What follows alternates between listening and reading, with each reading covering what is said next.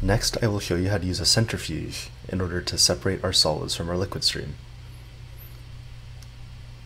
In order to do this, first I'm going to go to the solid separators and select a centrifuge.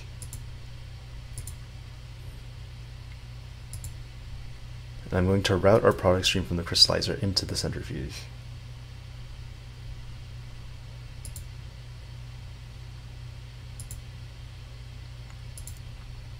And I'm going to create two output streams of the centrifuge.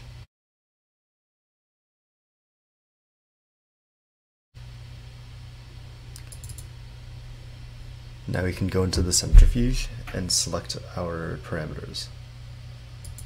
The first thing I'm going to do is I'm going to choose to run the centrifuge as a solid separator. And for the sake of this simulation, I'm going to use the liquid load of the solid outlet, as well as the fractions of a solid to solid outlet.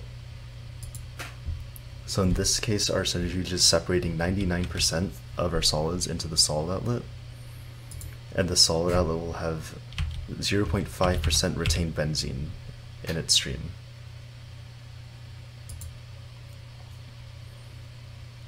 To classify this, we're going to keep it as the particle settling velocity, and we're going to set the separation sharpness as 0.3 for the sake of the simulation.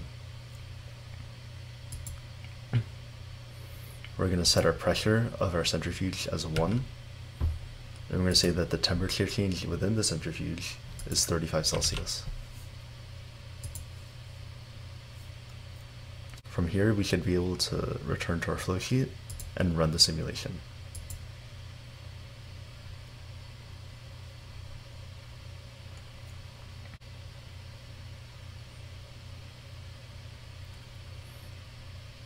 Now that our simulation has been successfully run, we can look at the stream summary around the crystallizer in order to see how the particle size distribution has changed in the streams.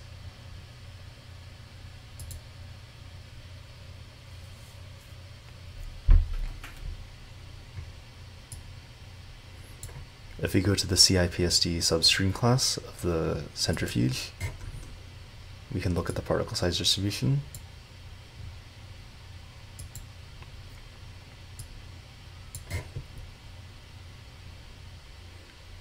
And we can see that most of the larger crystals have been separated out with the crystal stream, and the residue has a center point around a smaller crystal size. Additionally, we can see how much of the solids has been separated out by looking at the mass fractions of our streams. If we look at the mass fractions, we can see that our crystal stream is 99.5% salicylic acid solids, while our residue stream only retains a 0.3% by mass remaining of salicylic acid solids.